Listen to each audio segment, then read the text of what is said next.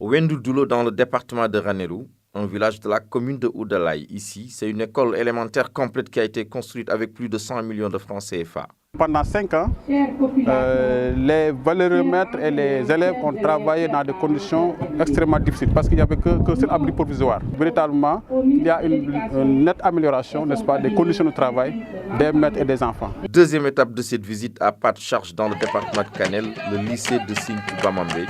Construit dans le cadre du partenariat Nord-Sud à travers le programme PASD, l'infrastructure sera bientôt réceptionnée. Notre proximité avec l'école 3, on aurait eu beaucoup de difficultés à faire fonctionner les enseignements-apprentissages.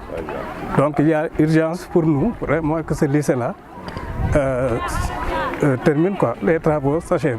À Ndouloumadji, le soir tombe sur le Fouta. Dans ce village, la délégation du ministre visite l'école préscolaire. À l'accueil, une mobilisation exceptionnelle. Le ministère de l'Éducation nationale, c'est aussi le ministère de l'Éducation préscolaire.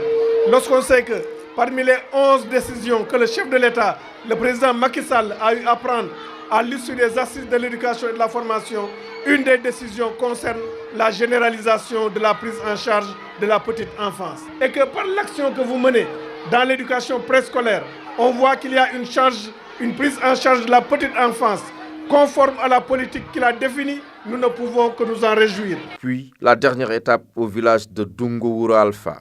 Les projecteurs des caméras sont mis à contribution pour couper le ruban de ce collège flambant neuf construit dans le cadre du matching. Coût global 110 millions de francs CFA.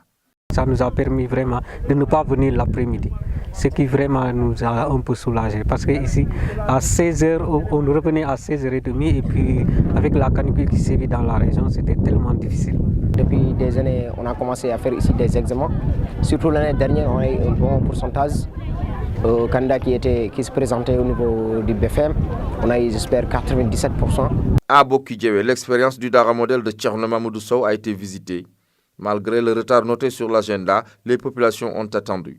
Ici, la communauté a loué l'engagement du marabout qui a accueilli des talibés venant de la Mauritanie, du Mali et de la Guinée. Pour toutes ces initiatives prises, le ministre de l'Éducation nationale promet la réhabilitation des dortoirs, la construction de salles coraniques et des sanitaires, mais aussi une adduction d'eau dans le cadre du paquet Dara.